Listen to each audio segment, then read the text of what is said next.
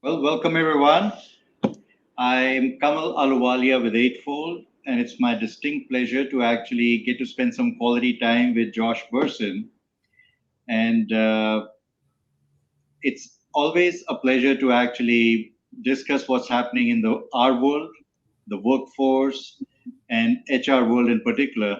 But especially these days, it's an even more useful time to actually hear what's happening, what can we learn from each other, and what are the things that everybody is deploying to, as we were discussing before we got on the air, how to live with COVID.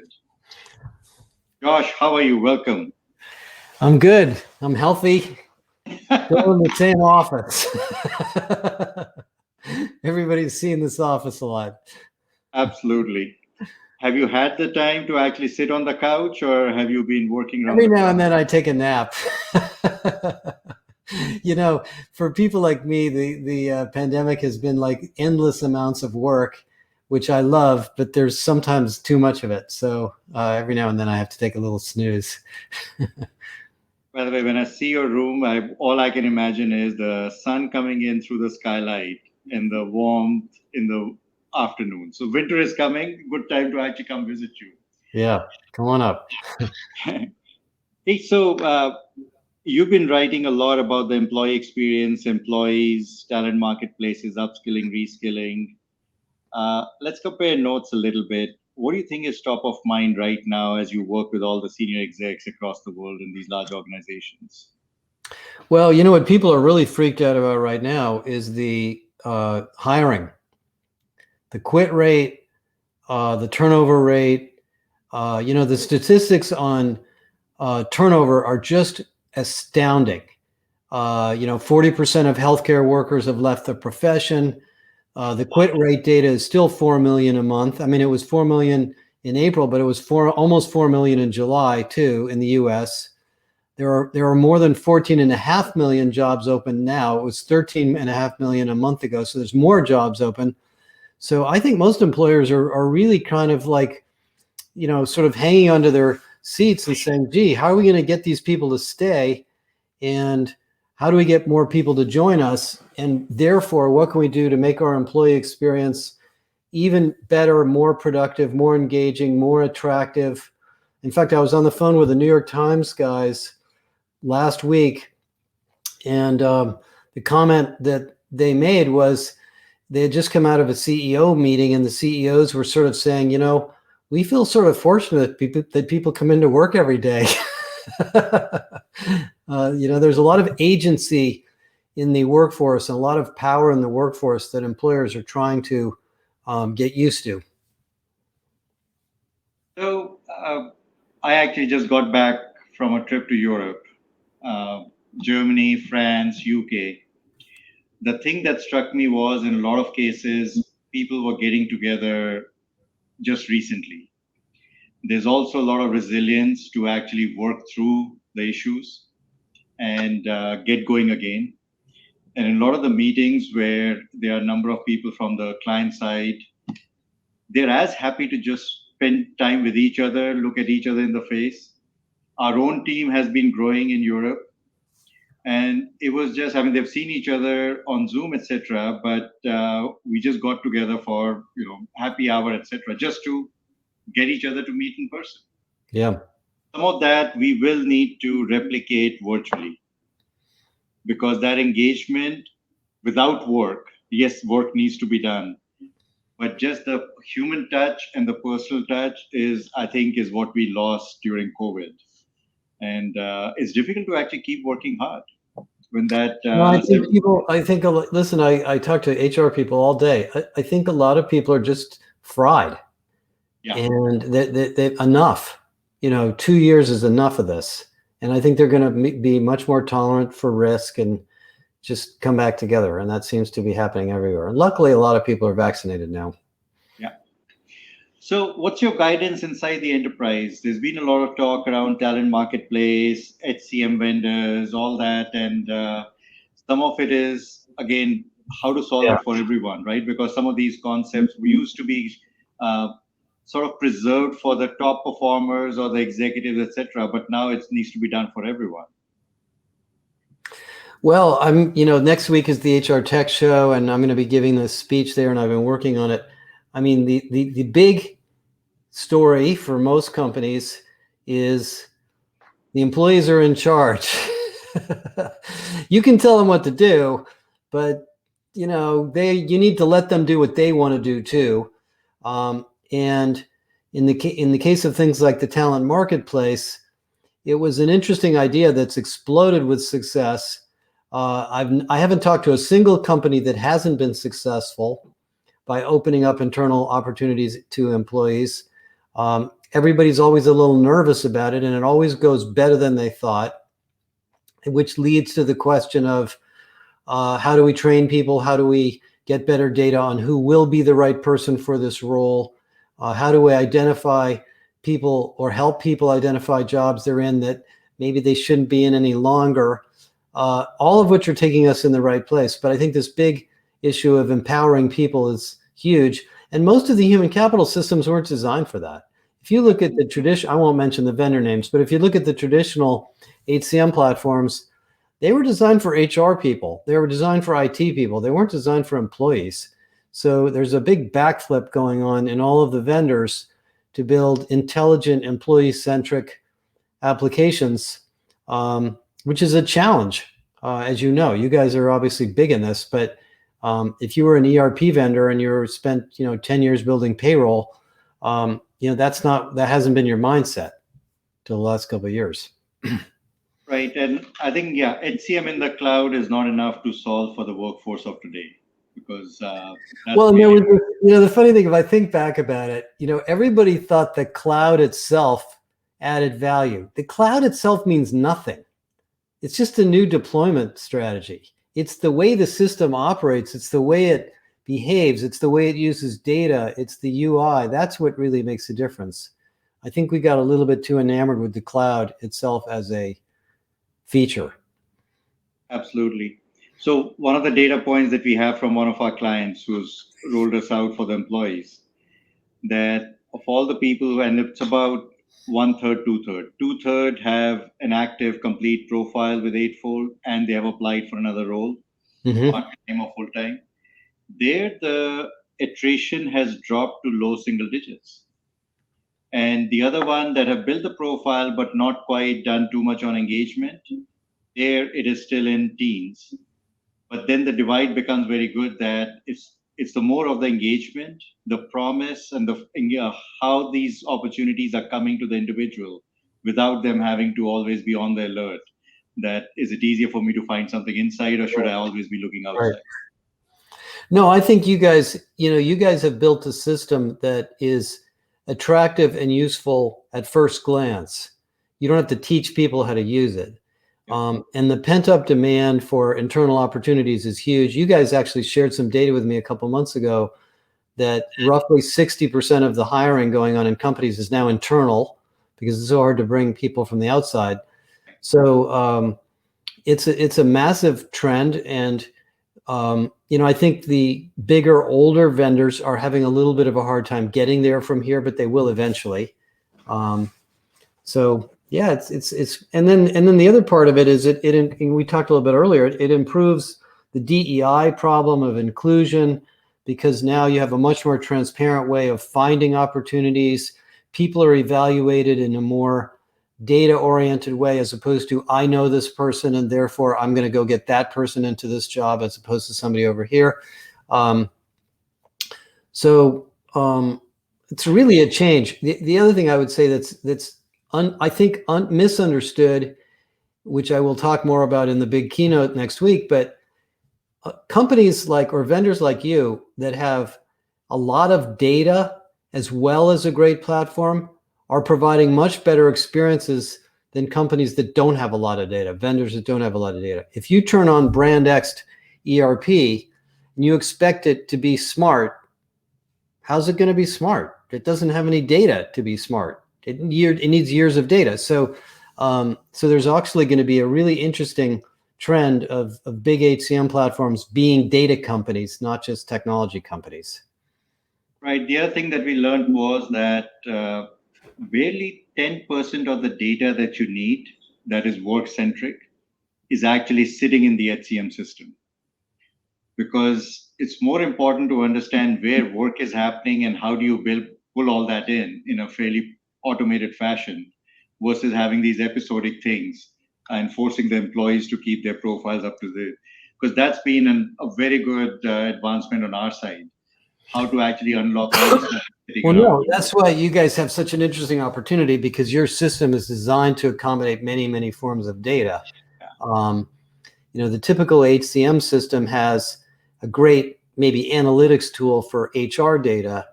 And then if you want to really go through a big exercise, you can try to correlate business data to it. But I was just on the phone with Walmart just before that. They're just starting to get to that point. So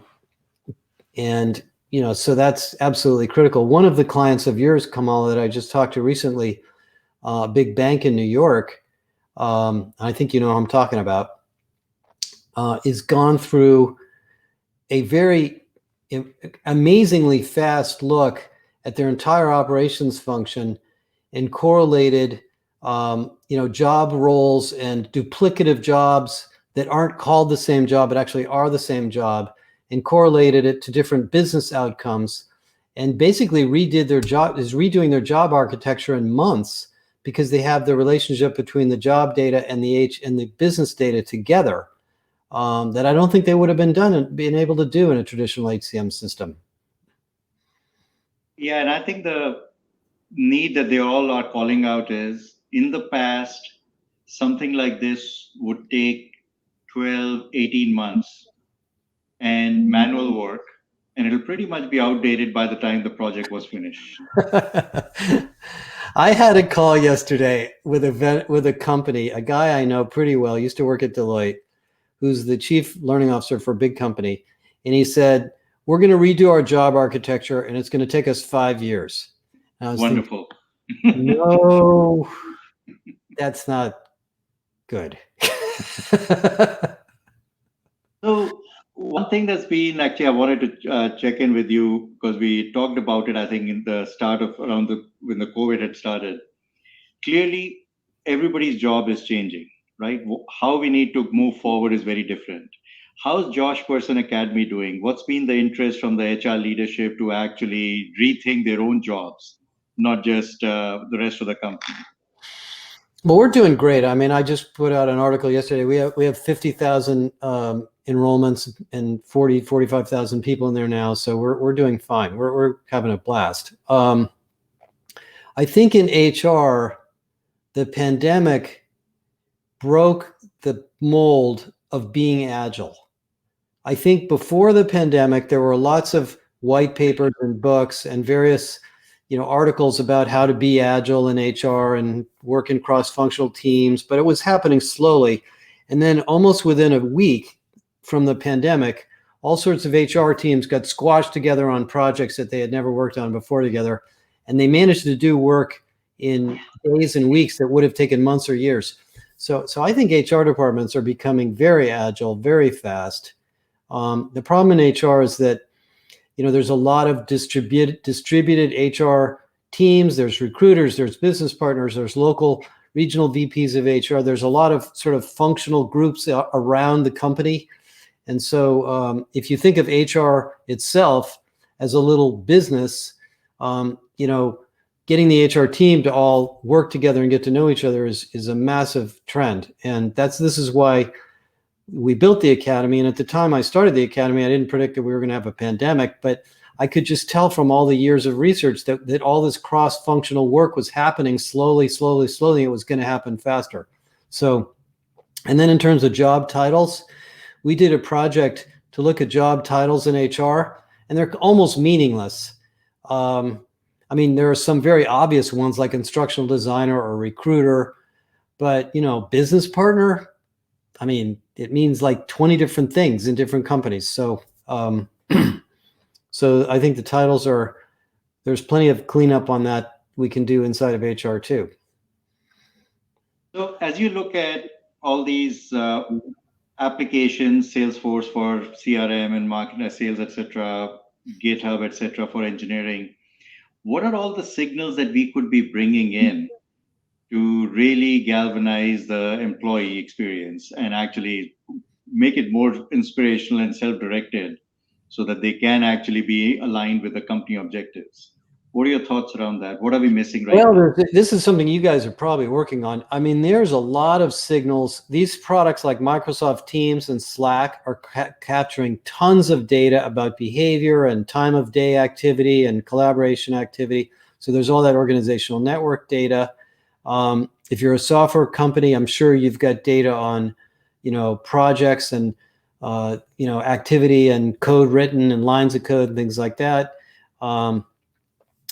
In banks, we did a big project with Bank of America. They have all sorts of data on average bank balance day by day, who's opening new deposits, how much money is coming into each branch.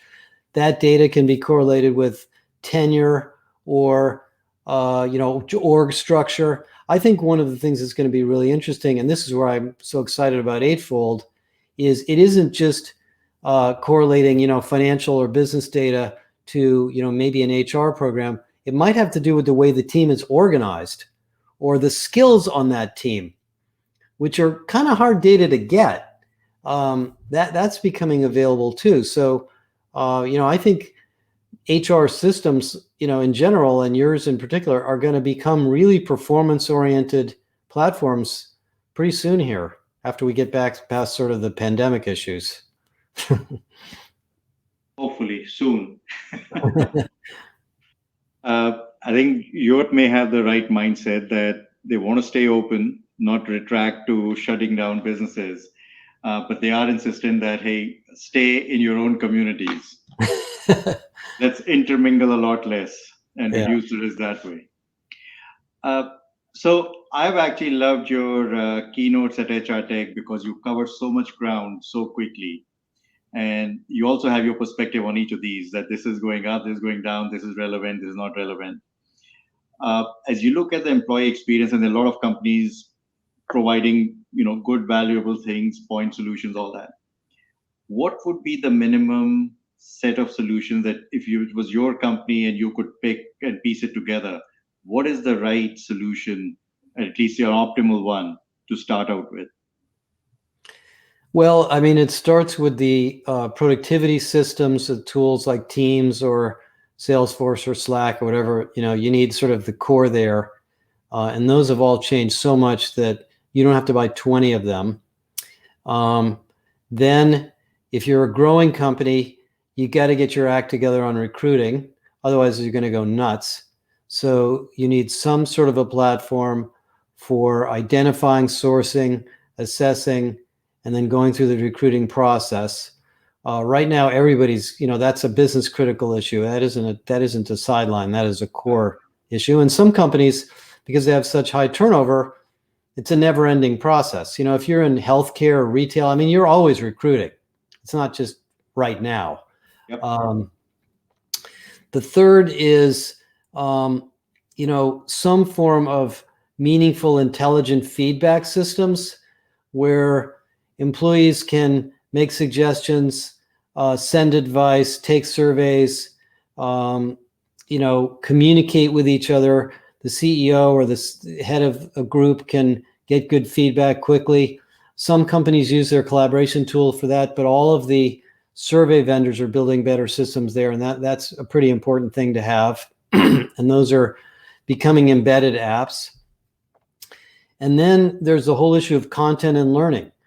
We used to call them learning management systems, and they were very structured and formal and business workflow kind of oriented. Now it's that plus just get a bunch of stuff out there so people can share it. Here's a sales deck I used that really worked. Here's a presentation on something that I fixed yesterday that I think all you guys could learn. Here's, what a customer just told me about our products that I want to share with you because I don't have time to write it all down, but why don't you just watch the video? Those kinds of things are massive. I think I'm going to talk about this in the speech I give next week, but what we've learned from the creator economy, the TikToks, the Instagrams, all the massive growth of that space is coming into corporations. I don't want to hire a designer to develop a communication program about our open enrollment and then wait 3 months for them to do it and $50,000 later. I just want to get it out there. So there's a massive need for better communication systems. And then the final thing is the thing where you guys are really big is, give me some intelligence about the organization that I don't know. Teach me some things that are not obvious to me as a leader about how we can be more effective as we move into the new thing that we're doing, whatever that may be, which every company has that. And give me some insights onto who are the people that are going to be most appropriate for those new opportunities. And then the core stuff, payroll and applicant tracking and learning management, I actually think it's kind of becoming a commodity. I hate to say that, but it's not really value add so much. Yeah, and actually, fortunately, we have customers all over the place, all continents. Input was to actually be holistic. Like Talent Marketplace solves a use case, but then what about the full-time career pathing? What about mentors? What about the learning content and the learning path that's tied to the career path? What about the aspirations that an individual has? And also learning from the work we are doing with veterans. By the way, the platform will be rolled out this fall. Mm-hmm. So that's starting to work is how to make it equitable so that everybody feels good about investing more time, because some of the jobs are genuinely not coming back. So that is a serious issue, which I think has accelerated everybody's interest, that the operating model is changing and the time pressure is definitely on now. What would have taken 5 years and would have been acceptable now needs to be done in 6 to 12 months. And one of the points, I think you made a point I wanted to just key on. The talent marketplace looks like a product category, but it's not. It's a whole platform. The talent marketplace is a small piece of a much bigger thing going on, which is creating transparency and mobility and intelligence in what we used to call talent management. Yep. I hate the word talent management because it sounds so old-fashioned. We need a new name for it. Talent intelligence is the best name we could come up with. But, and so I think the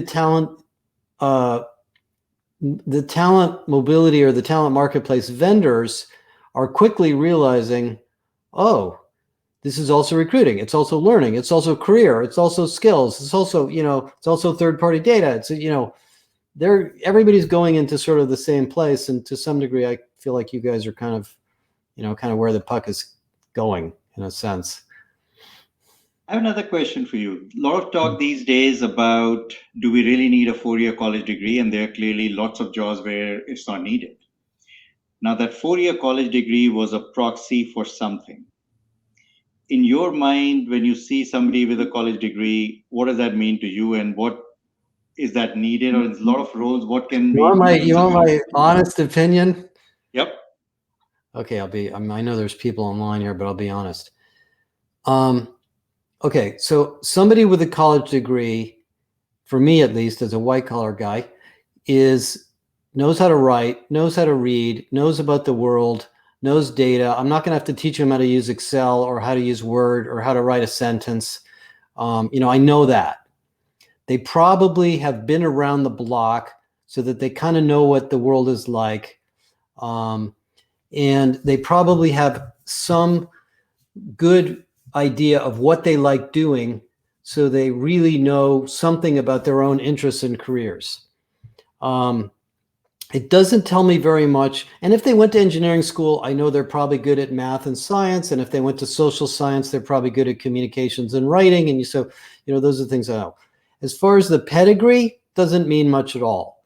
In fact, I have found that the most highly pedigreed employees are the most entitled, and I actually don't like hiring them. Now, I went to Cornell, and I have an Ivy League degree, so I'm guilty of the same thing. But I'm a little bit more of a scrappy type person. So I do think there's a little bit of entitlement that happens in some colleges. Those people can go work for investment banks. They can go work for somebody else. I'm not that interested in that personally because of the kind of work that we do. But some companies like that. Some companies really see it as a pedigree. I don't think that's gone away. It's becoming less important, but it's still there. And then there's the issue of, in a lot of organizations, I'm a Yale guy, so I want people from Yale because I want people that kind of are my people. I think that's still out there. Certainly in the, in fact, it sort of really bothers me that if you look at the federal government, how many of those people went to Yale and Harvard? Come on already. I mean, enough. How do we stop that? I don't know how to stop it. I guess Biden is a good example, but he's rare. There's a lot of that, pedigree bias built into our country that, may never go away. Plus the universities like that because that's their brand. So, they feed on that. So for me personally, it doesn't mean as much, but, I think it's a reality of the world. But Yeah. to anybody who doesn't have a great college degree, don't let it hold you back. There's plenty of examples of really successful people that didn't go to Harvard, Yale, or Stanford, and they did great. Absolutely. And we're learning a lot working with 110.org because some of the largest employers are on it and they're all rethinking their job descriptions because a lot of these absolute requirements are no longer absolute. And to some extent, both the talent marketplace inside as well as what can be unlocked outside from a learning perspective, because at best it was a class or two, right? Almost everybody with a couple of years of some sort of formal education with a couple of right directed within the context of the domain. I think there are more capable people in the workforce than we realize. And it's a great opportunity to actually help them. The longer I work, the older I get, the more I realize that the number one criteria for success is grit. It's hard work and willingness to challenge yourself and willingness to learn. And, maybe you got that in college, maybe you didn't, but so, that's a learned trait that some people have. And it always seems to win out in the end. I was just watching Muhammad Ali last night, the movie about Muhammad Ali. Talk about a guy with grit. Look what he did. Floats like a butterfly, stings like a bee. Josh, how many classes do you have in Josh Bersin Academy teaching people grit? Well, it's kind of threaded through the whole thing. I don't know how you teach it. I think you reward it and you talk about it and you try to demonstrate it. I think another big thing in the job market for people looking for jobs is to overcome your own fear of failure. We're all living longer. We're going to have longer careers. We're all going to have flops. We're all going to have projects that fail. We're going to have companies that we work for that didn't work out. I got laid off. I had a couple of companies where I left, sort of like out of just boredom. I've had lots of periods in my career where I felt like I was either flatlining or going down. But that's just okay. You just keep going and things work out fine in the long run. By the way, okay, we'll run out of time. I do want to hear I didn't hear about anything flopping in your career. Oh, I got passed over for promotion. I mean, I was not really a high performer in any of the companies I worked in until I was probably in my late 40s or early 50s. I was sort of a mid-level guy, an engineer, sales, customer service, marketing person. I never really understood the sacrifice it took to get ahead in some companies early in my career. I was more interested in my kids. And, my personal journey has always been to do work that I like. Because if I like it, I tend to be good at it, and then I tend to do more of it. And then, we've had a few hiccups here and there in our company. Oh, fantastic. Look, thank you. I think we're almost at time, but really appreciate both you taking the time as well as sharing your personal perspective as well. And I am looking forward to HR Tech and your keynote next week. Thank you, Kamal. I've got lots of interesting things to share. Thank you for the time today. Absolutely. Looking forward to it. Thank you.